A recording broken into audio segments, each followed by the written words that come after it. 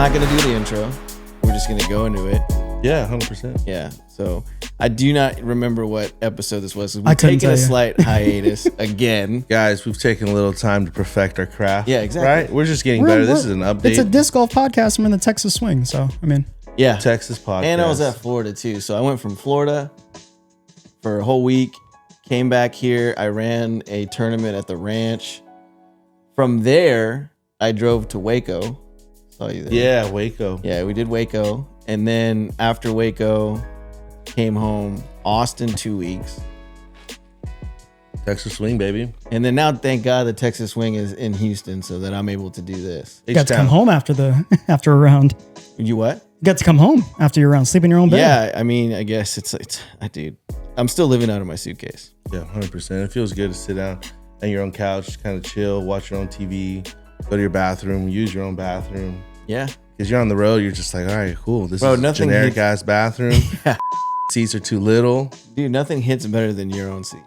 For No, sure. 100%. You picked it out. It's the pillow and the seat. The pillow. You have to. Do you travel with the pillow? I do. Have to. It's my go-to. Pro pillow. move, guys. If you're not traveling with the pillow, you. Yeah. Dude. Get a pillow. Yeah. Invest in a pillow. It's the closest thing because you might have a mattress. You might have a carpet rug that you have to sleep on. You might have a couch, but hey, it will take anything. But if you have a good pillow, oh, you'll be set, dude. Dude. Do you want to throw out some free plugs? What's your pillow guy? My pillow.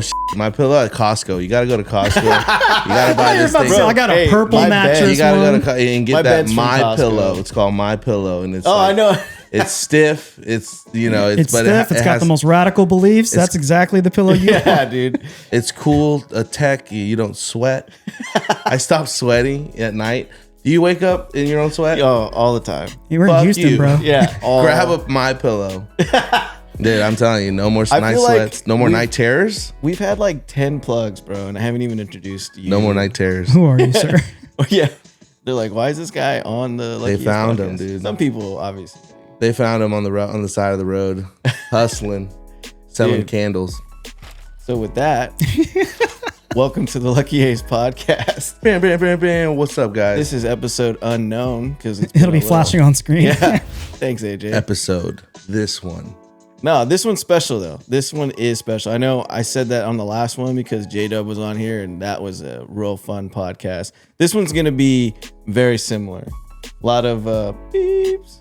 A lot of like cut to the Another hard work one Cut for me. it. I gotcha. But no, A break here too. honestly though, for me this one's real special. Yeah, dude. It is, and we'll do this. I'll do the story time first, and then I'll introduce our guest Yeah, for sure. Welcome. live in the flesh. Let's go. So story time. I got into competitive disc golf at like 2018. I played my first tournament, and then that very next year, 2019, I played the Victoria Open. Yep, B-Town. And I was just falling in love with the competitive side of the sport. And like every am who's just getting into the game, I mean, I had been playing for like 10 years, but I was just getting high in the woods and Right. trying to throw aces, never keeping score, you know? No, you were focused. Yeah. You were Focused. on a goal. Focused a on mission drinking and smoking. to win MA3. Yeah. Let's go. So I go to Victoria, and you know, I remember always buying like Innova shirts because I'm like, oh, I gotta rep disc golf. Right. It was always because nobody really knows much about it, so it's like your own little special club. You know what I'm Exactly. saying? You see wear someone in the grocery store, An they Innova? got an Innova belt buckle. Yeah. You're like, whoa, bro, I didn't know you won in 2008. They got a trophy belt buckle Yeah, over here. dude. They got trophy shirts. They got Dude. shirts from the 90s to 2000s. You felt part of an exclusive club, and it was just, and I'm just getting in the game, so it's Innova, you know, Discraft, all that stuff, right? Well, when I went to Victoria, that was the first time I really got introduced to a dope ass retail shop that made their own custom art on discs and shirts, and I think. So who was it? It was me, Marcus, and AP. Obviously, you know them. Yeah, for sure. And I remember, like, I went to the Tree Love booth, and I was like, this is the coolest thing I've ever seen in my entire life. Seriously, like they had discs. I never seen discs with custom stamps at that point. For me, I didn't. And not only that, like we discussed as we're like, Marcus brought it up. He's like, what's like what brand out there is like the coolest name in disc golf? And we all were like, oh, Tree Love. Like that's such a dope. If for those of you who don't know, you throw a shot, not a good shot. Not a good shot. They're not all good shots. Yeah, no, yeah, it's hard. Here comes a tree, and most of the time you're gonna hit a tree. It's a bad thing in disc golf. But there's these small special moments, right? Right, exactly. Where you hit that tree and it redirects you right to the basket. Right, and right when you need it in your life. Yes, and that. This is so therapeutic out there. You hit the right tree. You've been battling hole 3, hole 4. You've been battling bogeys, and then all of a sudden you're like ready to give up. Kind of like mentally, you're like, oh, you throw and it's bad. Like you just see it, and it's going right. Basket's over here, and then it just. But here we are to lift you up with a little bit of tree love. And when we first started with that name, I thought someone had it already. Dude, I was like, how does no one has this? You immediately buy the domain name. Everything, dude. Everything. Start the process on everything. Yeah. And it was just like, wow, but it means other things. Yeah. And certain people will figure that out, and certain people won't. Yeah. But man, it was such a beautiful thing. Yeah. Well, I mean, I remember y'all were the homies coming in, and automatically felt that frequency of just kind of good vibes. Yeah. No, you'd already known AP a little bit. Yeah, we played against them. Yeah. I played against them when I was playing heavy in competitions. And I remember Marcus, the lefty. Well, so I know Storytime's starting to turn into like this pod thing that we do. So let me just give you a proper introduction. Right? The mastermind, right? Right. I like that one. Dude, the metal. The metal. Dang. People don't know I'm Hispanic. They just think I'm a white boy. Dude, it's because we're when I started getting extra tacos at the taqueria for your ass, then you wanna I'm a Latinx. Oh yeah, bro. This dude Latino power. Met my parents and was just like started speaking Spanish. Dude, your dad and mom just remind me of my mom and dad, dude. Just like that. Traditional, really good Christian folk. It's just like, oh yeah, we'll feed you, we'll make sure, we'll pray for you. Oh it's yeah, just like, dude. My mom. That's where the good vibes started. You, bro, that's you're where on that list with my mom. You know what I mean? 100%. Dude. So, the owner, the founder, CEO of Tree Love. Tree Love in the house right here. Thanks for having us, man. Yeah, man. Thank you for coming. Yeah, because 100%. I know we've been wanting to do this for a while, but we could not do this over like a Skype. Yeah, dude. No, it's crazy. I mean? We're both busy. We're both traveling. We both came from Florida, traveling from Austin, Houston, all over the map. Everywhere. And so whenever our stars align, it's just kind of like boom. Yeah. You have those homies you hadn't seen in a while. Couple tournaments come by, you hadn't seen them, and then the next tournament you're like, whoa. Like, I don't think I've seen you, like you haven't seen me in my hometown, and I haven't really seen you in your hometown. Every time we see each other, it's like, yeah. There was that one time I stopped by the shop. Or Austin or Waco. Yeah. So we're always meeting each other out on the road. Like we have never kicked it at like. It's been a minute since I came down to Houston. Yeah. A Conroe area, in the Woodlands area. Yeah. Spring, man. This is spring. You hear the house was built in 19 whatever. Yeah. Oh yeah. This is spring. Dude, the weather. I don't know if y'all can't feel it, but the temperature in here is nice. Yeah. My ice hasn't even melted. Yeah, it's nice right now, man. Give it a couple months and we're gonna be in the devil's butthole. They're like, dude, this guy went to Houston. He's already pouring up, dude. Yeah, dude. Guys, it's watermelon. It's Arizona's. cool. It's not a double cup. That's how you know. It's not a double cup. I'm not If a it was a poser. double I can't cup. come over here doing a double cup from Dallas. Yeah. Really? I want to come over here and double cup on y'all. Plus, I'm gonna get arrested. Yeah. I'm gonna go to jail just because I have a watermelon double cup. Dude. So I did have this one like THC syrup in California one time.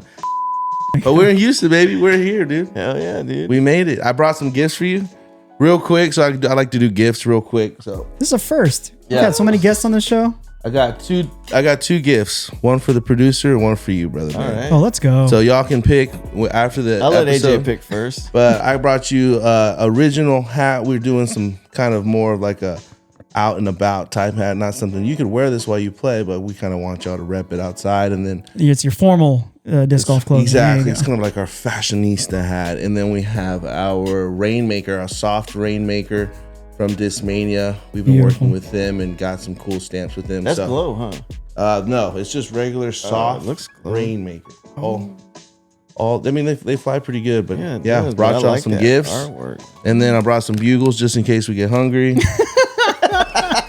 You know the podcast has hit a lull if you just hear a crunchy sound. Like, I'm always getting gifts from you. Yeah, dude. I gotta keep giving gifts. That's how, like, you know, my uncle always had gifts, bro. Every time you see me. It's always like one of one too. Got you, bro. Put that right there. That's got you. But yeah, so back to the story, right? I'm in Victoria. I see all your stuff, man. So I don't know if you were gonna remember some of this stuff. But it really stuck with me. Yeah, it'll probably cling, dude. It'll cling. You were one of the coolest dudes, first off. And I remember, like, okay, I'm spending all my money here at Tree Love, right? But after that, I reached out to you, bro, after I won that first MA3. Let's go, bro. And I'm like, you know what? I see all these motherfuckers getting sponsored. Like, man, I want to be sponsored. You know what I'm saying? Played like 2 or 3 tournaments, but I got one win. You know, so I get out. time to sign up for all these these tournaments. At least you're like, hey, you know who you're talking to? The winner, bro. Right. I'm putting myself out here right now. This is a safe place, right? I love it. So I reached out to this guy, and I was like, bro, like, I won my first MA3 tournament. Like, you know what I mean? I'm up and comer. And I really love your brand. I just want to rep it. I don't even want, like, you know, I don't expect like a sponsorship or anything, but I want to rep your brand, right? And you reached back out to me, and you didn't sponsor me, but you gave me a 30% discount on an order, and I went to town. Nice. Yeah. I remember I went to town. I bought all my Tree Love, dude, and I started from that moment on. I repped your brand all the time. I still do. Yeah, 100%. You know what I mean?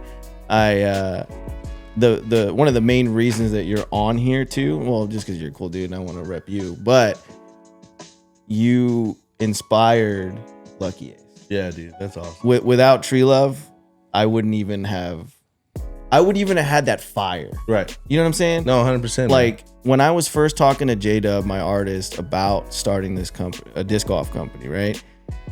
He goes, all right, well, I just give me like, because we're trying to come up with a logo, right? He's all, give me a brand that you like, and give me like 3 or 4 of them that you like so I can look and see what they're about. And I was like, Tree Love, Tree Love, Tree Love. You know what I mean? Like, I was like, there's no other brand that I like. This is where I want to be. I don't want to copy them. Right. But like, this is where I want to be. Like, this is the vibe that I want. And you had a little mascot. That's why we got a mascot. Yeah, 100%. You know what I'm saying? Lucky was always my nickname. Oh, so like, I knew it was gonna have something with Lucky in it, and an Ace, Lucky Ace, like that just came. That just clicked. Yeah. And as soon as we did that, I was like, okay, this is gonna be our own style, but it's really gonna be like, you know what I'm saying? The blueprints were right in front of me, and that was you. Mm-hmm. And yeah, dude. So I know I've told you this before, but like saying it in front of all these people, like you were definitely my inspiration. Thanks, man. Yeah, no, I heard that story the first time you told me, and I was like blown away because it was something that we've cultivated and kind of worked on as a group, and a lot of community, a lot of feedback, and kind of some cool mix on art. And everyone knew us as stoners, but also like we had good shit, and it's like that's kind of we still productive and professional and on our shit. You know, with our back office, shout out to Thibodeau, my main man, our CFO, my partner, my IT guy. Like he wears so many hats, and Carlos at the shop, Michelle, all the homies that worked with us, Sebastian, Tony, and then the homies Josh Blank back in the day whenever I first got that logo. It was, and the name was crazy because I started Tree Love because I was selling weed. Yeah. Right. I did hear that. Right. And and it was like, you know, you got Tree Love, you got any Tree Love? And I'm like, yeah, dude, here you go. Pal, break them off. Go play another course, break people off, and just play disc golf. pretty much Spreading the love every day, spreading the love, right? Yeah. I graduated college and I was like, what should I do? And I was like, I was teaching tennis and like that got me by. And then I was like, I need some supplemental cash, and kind of just started playing disc golf and really getting good and hanging out and smoking out everyone. And then all of a sudden it's like, I'd make up, $100, $200, $300 a week, just kind of chilling and kicking it. But I got to the point where all of the tournaments that I was winning or top 5 back in the day, we had large cash outs, like $400, $500 from Dynamic Disc. And we would get all of the destroyers, the flat top Firebirds, the KC Pro Rocks. I mean, the good, old school shit.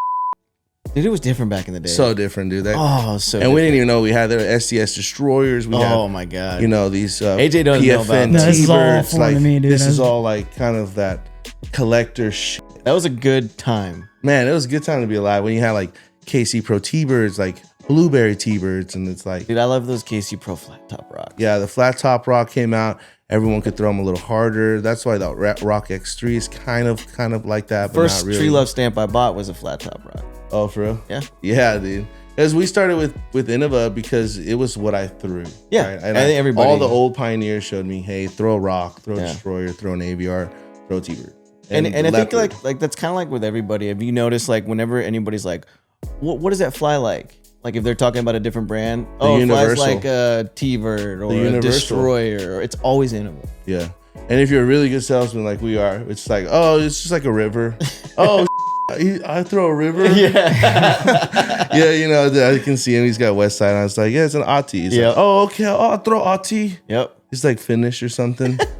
But Tree Love then started to like, I was like, you know what? I got so many discs. We got a lot of discs from our homies, put in some discs as well. Let's run some tournaments. The t-shirts and the hats came out because we just wanted to rep amongst ourselves. Like, hey, here's a shirt, man. We made some hats, wear them.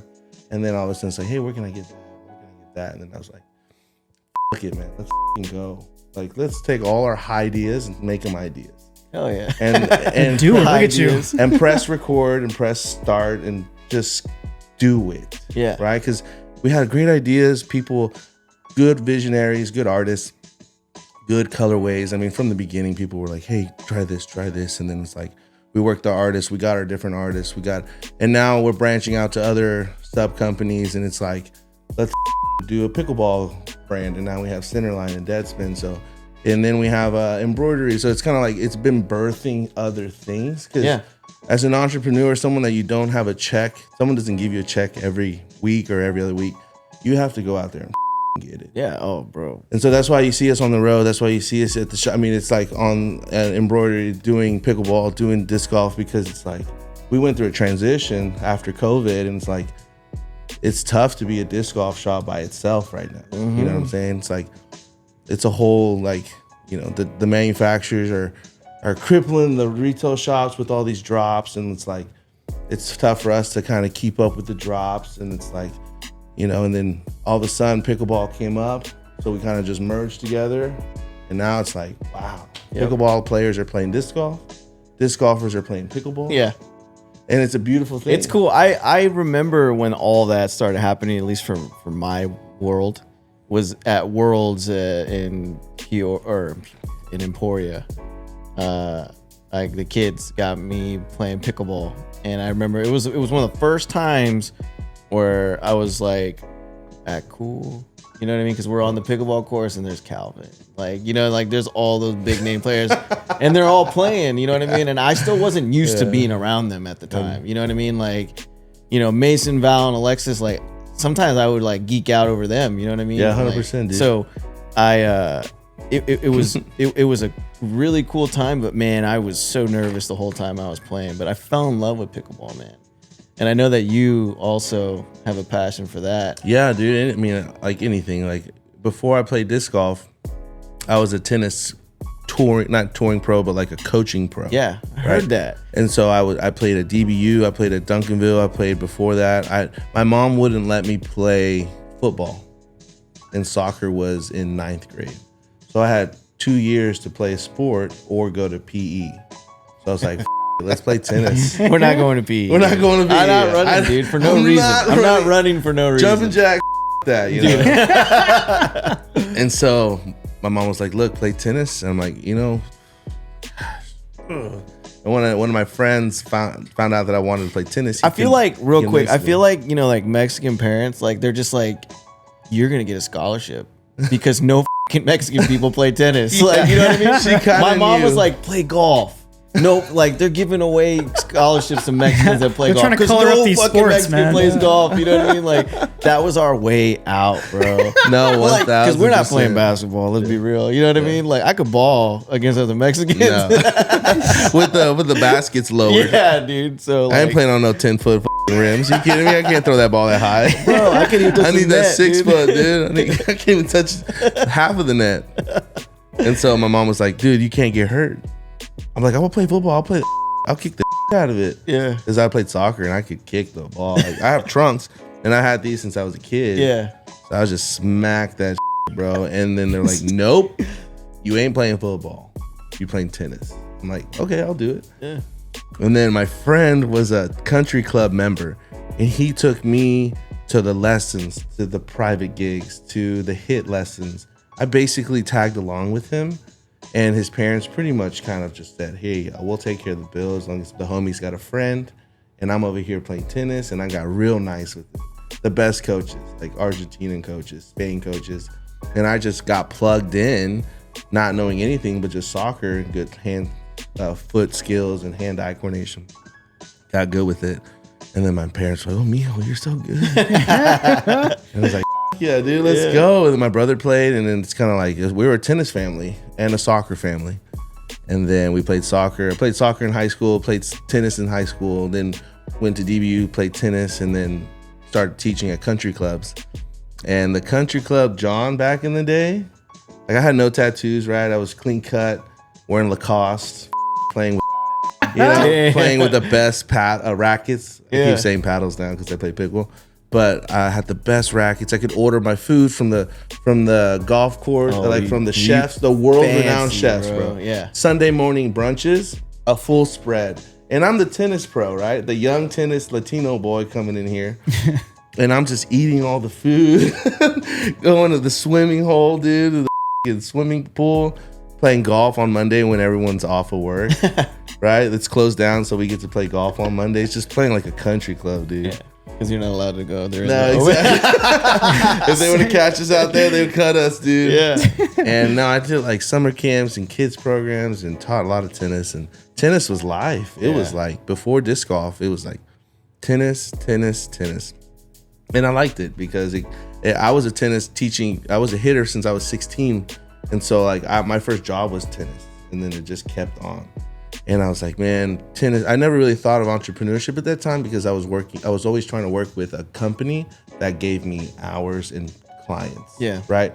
I wasn't really focusing on doing my own thing at that time. How old were you then? I was like, anyways, from 16 all the way to 22, 23 years old. Yeah. Well, I mean, I was a young kid just playing tennis at country club.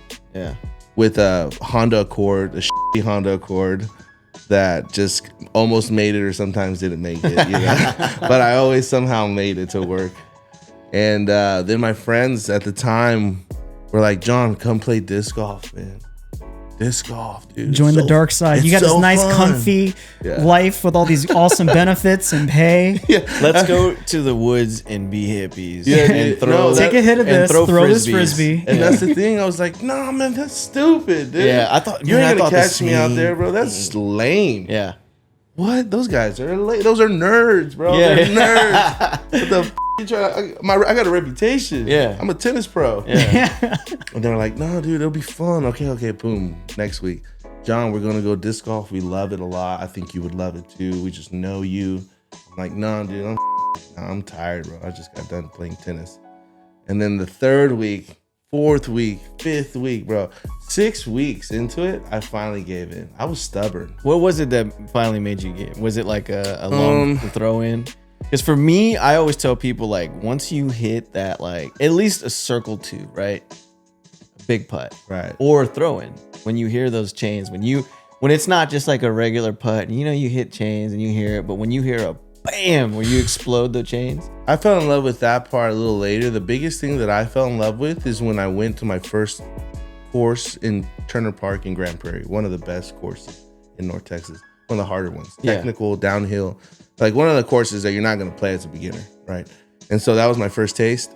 And we were at the field, and my friend says, as you play tennis, don't you have a backhand? I'm like, yeah, I have a backhand. Like, I'll show you what I do with my backhand. So I'll go like this. Yeah. And they're like, we'll just do that with your disc. And I was like, okay. And so I threw it. It was about 300 feet. Hell yeah. That was my first feet. My first throw was like about 300 feet. I'm not lying, dude. I didn't have U-Disc back in the day. Yeah. We had Disc Golf Scene, coursereview.com, which is probably dead. It was probably still alive still, but I remember that. We had to like literally take a tape measure and do our distances that way. We didn't have this technology that we have now. And dude, as soon as I threw that, and he was like, okay, throw it more like on an Anheuser. And I'm like, what is this? Yeah, because that's how we all started throwing. What are you talking about? Are you German now? What's going on? Man? What's going on? I don't like that. I was like, oh no, dude, I can't do that. No, dude, I don't follow that guy. I go, I can't do it. I'm out, dude. I'm out. Yeah, no. And then, then all of a sudden I put on an Anheuser and it bit and it turned and I'm like, this is so cool. All the like Wraiths and like Sidewinders. Mine was a Boss. Road Runners. It was first Road Runners. I went straight to a Boss. 13 speed. Let's go. That's the way it goes. You first start out, you better grab that 13 speed the second you just start disc golfing. I would always throw it on a hard Anheuser, bro. Hard. I'd get like 250 tops. Yeah, dude. Dude, yeah. Nowhere where I'm aiming, like, you know what I'm saying? Like, just Anheuser, let's skip hard. You know what I mean? Like, I smacked it, bro. I smacked it. And then, like tennis, I broke it down fundamentally. And by, what is it?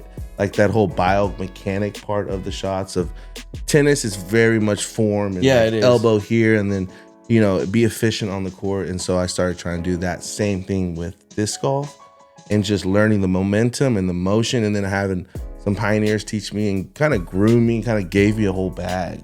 This guy gave me a whole bag, like badass Baby Bird rocks, and KC Pro T-Birds. Like he set me up. And then I left the bag at the course, bro. No. We got so blazed. It was crazy. I didn't even know. I wouldn't even know where I was at. Probably I got in the car, left, got home, and I was like... Not the first time you got it, right? No. It was kind of like three or four times. I was working the bag. Yeah. Really nice rocks. I mean, just stuff that people accumulated and wasn't like their go-tos, but still like fire discs. Yeah. And so we went back and... they were gone, dude. Rest in peace. Well, I had to start with a new bag, and it was kind of like second hands this time, And it's so funny though. Like that's how the disc golf community is, though. Like I remember first getting into disc golf, and like I didn't buy my first bag; it was given to me. It was a hand me down, right? Homie got a new bag, and he was like, "Here you go, bro. Take my beat up bag."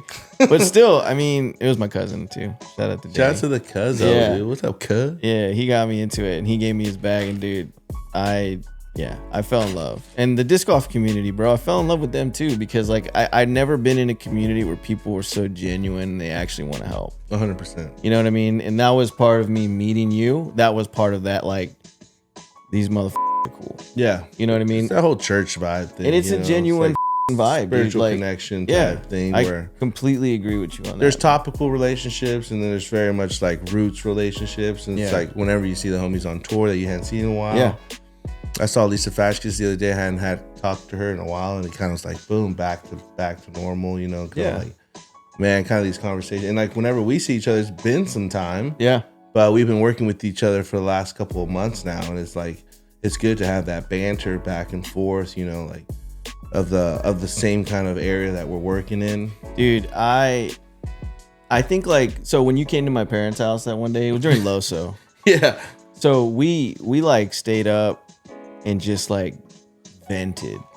Oh, I feel like we just vented because like you never like, and I told you this when we were talking about it. Like I don't get the opportunity to talk to somebody that's in the same position that I am. 100%. I've always talked to people that like, they're around Lucky Ace, they know about Lucky Ace, but they don't know what it's like.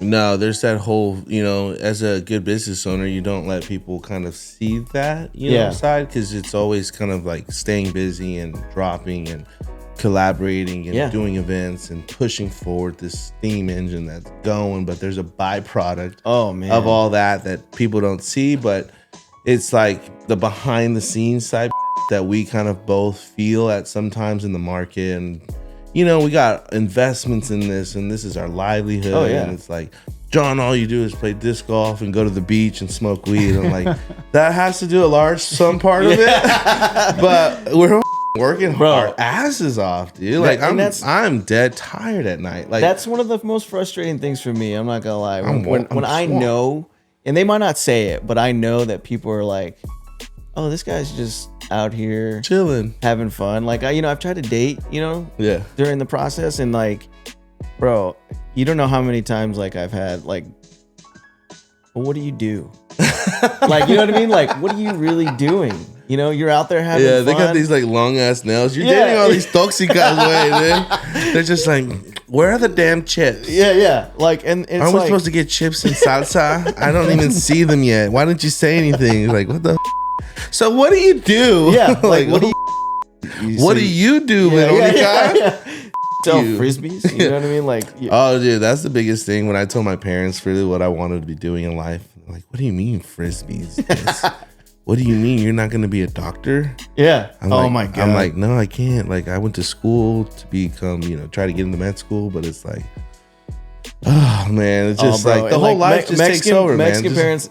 I mean, I know I'm going to bring this up because this is what their life, right? No, 100%. But like that's kind of like Asian parents. I feel like very similar. Like you don't do, like, you're not a doctor, you're not a lawyer. You have brought shame to this family. Like, what I mean? And we only speak it because we live it, right? Oh yeah. I mean, that's what we see. That's what we feel. The stories that we've grown up listening to other parents and the social side of that side. So. Dude.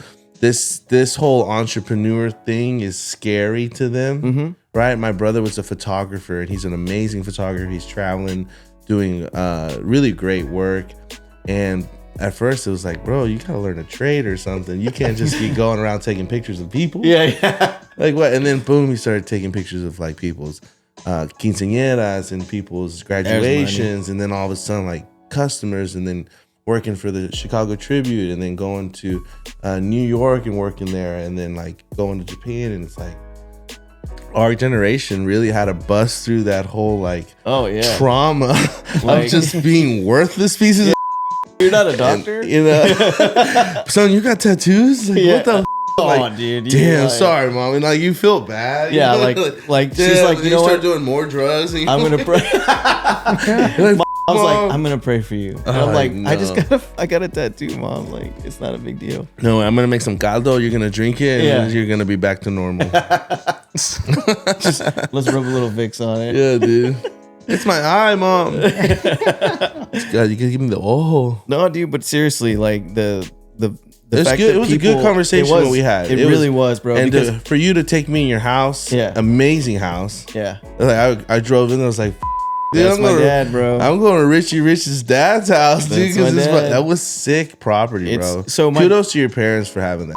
The things like I tell people about my dad is like, you will not be able to tell the man has money until you see his house.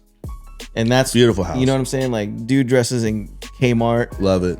There's not even been a Kmart here in 20 years. Dude, so that just tells you his old style. Yeah, 100%, like, dude. Velcro shoes, like, you know. Yeah, dude. But he was a dentist for 30 years. You know what I'm saying? Like, put in work. Bro, he put in work. I mean, he started from nothing. Like, I think that's the reflection of what we do in our lives right now. It has to do a lot with our parents. And they were very much similar. Yeah.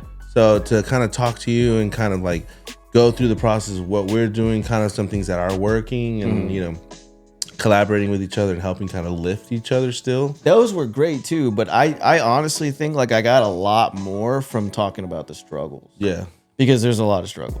100%. Oh, dude. And I can't tell somebody that I work with, not just because we want to be professional and keep that from them and things are great. But they awesome. Just wouldn't get it. They don't get it. But they have their own sufferings. They do. No, they most definitely do. But like my biggest thing is like when people are like, you should do this, you should do that, you should get these, you should get that. And I'm just like, you should write the check. Like, you know, like I know, like, you know what I'm saying? Like, no, you know what I mean? Like, of course, like I want to do that. But every time I come up with a custom stamp or anything like that, like they don't see the extra things that go into that. Right.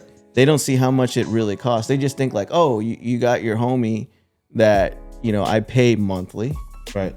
You know? You got and, fees. and he, it's not, I mean, I should be paying him way more, but it's not cheap either. No, 100%. You know what I mean? Like, so there's that goes into how much I charge for a disc too. You know, when you're getting like, you get 2 different foils, or you got to pay 2 different setup fees for the plates. Bro, it's not cheap. It all adds up. Bro, you think it's just like $10, sell it for 20, you're making money? No, like it's not like that, dude. So I like the customers and the clients that we have that really support what we're visioning, and the people that are new customers that can see that. That's really the clientele. Like, John, hey, would you take any sale? I'm like, yeah, I would take any sale, but I'd rather take the sales where people are believing in the product. Mm-hmm. And like at Florida Reggae Rise Up, no one knew disc golf as much as as disc golf events. But people were coming, oh, well, that's cool, man. Yeah.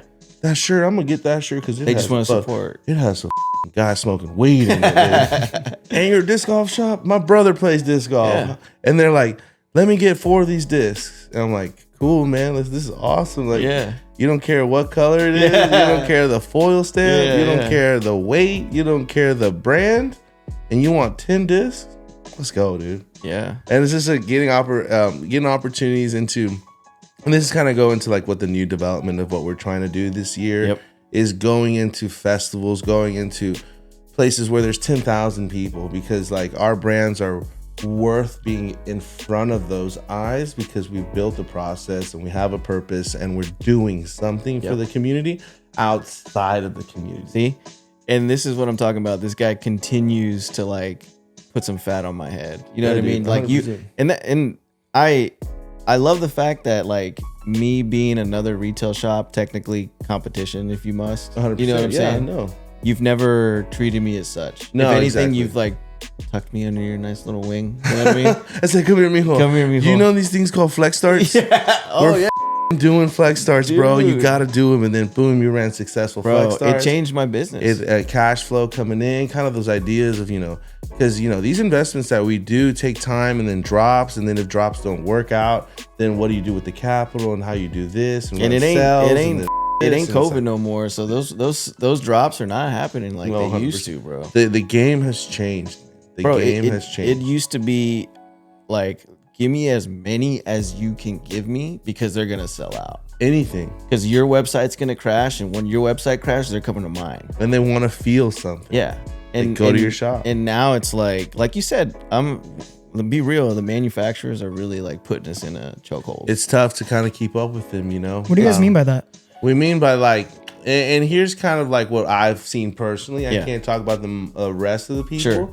But personally, it's like, drops here, limited here, go to our website here, and then give the retailers a for stock. the most of the time, Discraft gave us mystery boxes. Yeah. Right? No one really knew that. It's like I couldn't order Forces, I couldn't order Lunas, I couldn't order these things that I knew that were heavy hitters.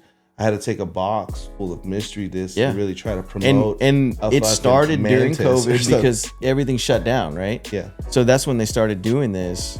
You weren't able to make an order. You just get a mystery box. It was weird ordering from the way it was pitched to us was, you're gonna get top selling molds, and I'm like, okay, cool. Let's do it. Yeah. First couple boxes were cool, and then I started getting like GT bangers and just weird stuff. Just stuff that it's not top selling products. Right. Let's put it that way. Exactly. And not to talk things that you were like, what? They still make these? Yeah. And then a lot of zones and just like you could tell what they printed that month. And the crazy thing is, I would see people that would sell them on their Facebook. Somehow they got their boxes and sold them on their Facebooks. They didn't have a store or anything. Yeah. And dude, you could the most frustrating thing for me. Dude, you could tell what you were gonna get in that box before you. Yeah, I know, right? So I was like, damn. I know. That's something else. Move these X-Line roaches. What the? That's another thing that I've never talked about, but it's like the most frustrating thing is like when we put, dude, like, you know what I'm saying? Like I'm trying to feed me and my son. Like my son's downstairs waiting right now, like chilling while dad's doing a podcast up here. Yeah. Like I'm Do sacrificing your homework, a lot. mijo. Yeah. And Go clean your room. right? And I'm sacrificing a lot. And then you get these people that like were able to like get dealer accounts, didn't even have a shop, didn't even have an online inventory. They just would go on these Facebook pages and they get these deals and they'd sell stuff on there. And cheaper than what we could. And we were told, when you're doing it, you're not allowed to do that. You're not. I don't know if they're still doing it, but I'm sure. My whole ordering process has been way different now. Yeah. And to go to again, festivals and to go to places where people don't really, we are giving them the best stuff that we can order, but it's not like the Paul Macbeth runs or anything like that. They just want a Frisbee with our stamp on it. And I'm just gonna shoot them a little bail as far as like Discraft goes, because like at the time you couldn't order from any manufacturer. Like Discmania was sold out. There was nothing to buy. Yeah, that was a weird time. We were buying collections. I was buying collections from people. Yeah. I would go to their houses and be like, okay, I want this, and give them cash money. Yeah. Because discs were so hard to get. But you couldn't get them. Like I guess people weren't working, right? I guess the factory. It was the factory shut down. Right? Yeah, the factory shut down. So you couldn't get anything. So Discraft, in order to do it, that's how they dealt with it, and I guess it worked for them. But it did suck for the retailers. People were buying so many discs. Yeah, it did suck for us. It did. Well, you had to get creative. Yeah, we did. And like the custom stamp stuff was down. Yeah. Like they weren't doing any of that because they had to focus on like just pumping out any plastic they could. So they're not going to help little retail shop like us. You know what I'm saying? No, exactly. And then you had Innova factory store that you had to buy halos and stuff from at like, full price, at like bro. Almost full price. Like, let me set you up with an account, and I'm gonna put the number out there, bro. $17.50, bro. Dude, I'm telling you, you have to get $29.99 on these discs. And then people are looking at me like, are you crazy? I'm like, no, dude, you're crazy. Yeah. Like, I gotta make something, bro. I just spent $700 on 15 destroyers. I gotta get my money back, dude. And it's a convenience fee, bro. Go ahead. And then Halo was popping. It was hot. You had to have it. You had to buy it at 17. And then the X out came out. Those helped a little bit, but I don't know. Side note: whenever the Halo came out, the Halo Turn was literally my favorite disc. Yeah, me out too. Of all the Halos, the Halo Wraith was good. The Halo Turn though, I could give anybody a Halo Turn, rip on it, and it would fly like a broken in Wraith. It was nice. Yeah, dude. No, shout out to the Halo Turn, King Climo. It's crazy how like it's just only been like 3 years and the whole game has changed. But our stress levels, dude. But I'll be honest, roller coaster, bro. I'm making it because like I'm really just like, what's Jonathan gonna do after this? Like, what is he doing? Like from the tents and all that stuff. Your setup's way better. Like, and we started from because it used to be the setups. There was really not a lot of thought put into it before because you didn't need to. No, you're gonna sell. It was like, okay, I have to have the most discs. Yeah. Literally six tables. Yeah, that was the game. You had to have the most. So I'm there. If you didn't have the stacks, people weren't gonna come.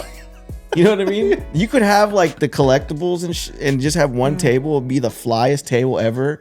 But if you're sitting next to this dude with like 1,000 tables, bro, they're going to him and they're not even looking at you. Yeah, because they're like, man, I could probably find something way sick over here out of 100 discs. Yeah. And then we would do that. And there was no pop. It was just like a tent. The Academy, the plain ass white tent. You know what I mean? And these dudes are hitting it. Maybe not even a tent. Maybe it's just a table and some of the party sheets. Not like just there's like no bins. Just the basic party table cover that's flying in the wind. That's how we started. Yeah. An a Honda Element full of like some discs. Oh, you can't even, dude. You're driving and you can't even see the rearview mirror, bro. I started a Nissan Altima. Like, oh, you did? Oh, bro. Dang. Yeah. I go to the parks and just set up, bro. Get kicked off by the park people, like, you know what I mean? Renegade. Yeah. Guerrilla style, dude. But yeah, that's how it was back in the day. You had to have the most, and then like it started to change, and I started to struggle, and I hadn't seen you in a while, and then somehow we crossed paths again, and you were like, bro, we got to change the game. Yeah, I think it was GBO in 1 year when I saw y'all there. Yeah, you were like, and we changed it up. It was really nice. It turned into like, let me throw as many discs as I can out there to like, okay, I'm gonna make a whole vibe. Yeah, exactly. I think at one point you were like, we're gonna have a lounge. Yeah, you know what I mean. We had a lounge in the front, some trees, just kind of the whole experience as a retail shop. Dude, because whenever I went to the festivals and paying $2,500 to set up, right? Not like $200 or $300 setup fees like disc golf. You're paying anywhere from $1,200 to $2,500 at big festivals just to get a 10x10 spot. And when you're walking by these spots, everyone has this TVs, fake grass, bamboo, signage, and it's just like a vibe. Bro, I almost bought turf for this event. Did you have? Oh, it's not good ground. No, it is, but like, but it just sets it off. It does, man. Like, I went into his shop, this pop up one time. It was at Leadstone. Oh, okay. And this dude had turf down, right? I mean, just think of the detail. I'd go in there. Yeah, exactly. No, 100%. That's what I'm saying. That place looks good. Get some velvet rope. Really make it exclusive. You know, like, dude, this dude blazes past. Yeah, dude. We go from concert style setups to a homie shop, mobile setup to an airy flow. Like you can enter the market, you can enter the shop, however. And dude, and it's always evolving. It has to. I cannot I change the way my room is at home every other month. You know, I just got to keep the warehouse in the back is going through another transformation right now. We've got all our mobile unit stuff moving from wall to the other. Blanks and bins, hats, embroidery things. So it's always changing. It's an ecosystem, right? So like, it goes through its seasons and you have to really kind of figure that out. So he's definitely like blazing the trails for people like me. You know what I'm saying? Like, and I'm not afraid we have to admit, level up. You know what I'm saying? I'm not too afraid to admit that I pretty much follow everything you do, man. Because like, for one, I feel like I said, you've tucked me under your wing, right? Let's do this. And now it's to the point where we're like, hey, we're gonna be at this place. We're gonna pop up, but together. And not just like, okay, we'll set up right next to each other. No, we're like, okay, I'm gonna put it like this. Yeah. Got the TV here. You know what I mean? Yeah, we're gonna have the lounge here. That way the people can come in and check out both of our stuff. The thing about whatever we have in our shop is gonna be bought. It's not like a predetermined thing, right? But it's like, this is gonna get sold. Someone's gonna like it. It's about bringing a cultural influence to the community together. Yeah. Because I'm not worried about getting. I'm not counting your bread. I'm just not counting my bread either. It's just know that there's gonna be transactions made for us to keep going because we're doing it the right way and together is better. Better. No, together. it has been. You know what I'm saying? Like I think our shops together, they work well. Yeah, 100%. Like I get sales I wouldn't have, you get sales that you wouldn't have. And it's just like a whole vibe. Like I show them your stuff, you show them my stuff. Like, bro, it's just like when people come to our pop-ups, they get the whole vibe. Yeah, they get the whole vibe. You know what I mean? No, 100%. In the stories and literally listening, I literally one of my best attributes is listening, and it's kind of I can listen to someone and enjoy the conversation and then talk back, and it's just all okay, boom. They're telling me about something about their kid in high school or in college, and they're just grabbing things, and it's here you go, and then all of a sudden it's here you go, man. It's gonna be $400, And at first I was like, damn, was that too much money to charge them? You know how many times I've been there and I'm like,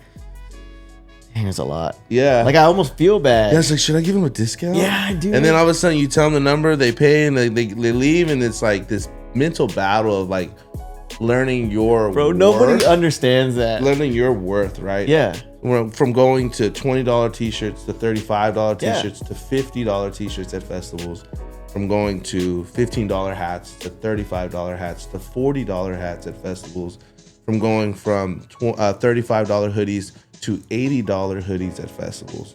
And I'm telling you, that will help us eat a lot more and elevate our brands, so disc golf can have brands that are worth more, rather than just the cut and copy stuff that you see out there.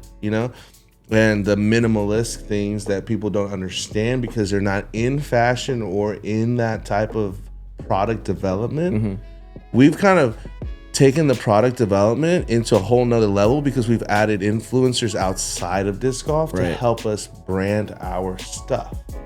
That way we're not looking in the same pool as everyone else is in the disc golf world. I'd rather see what the skaters are doing, what the rockers are doing, what the reggae guys are doing. Bro, that is so like that when my artist like does our stuff like especially like our disc golf shop, we wanted to set up, the one thing that we talked about was like skate shop. That's gonna be the end of part 1. We actually sat down for way too long because this guy likes to talk, you know what I'm saying? So we're gonna cut this in 2. So peace out for now. We'll see y'all in the next episode.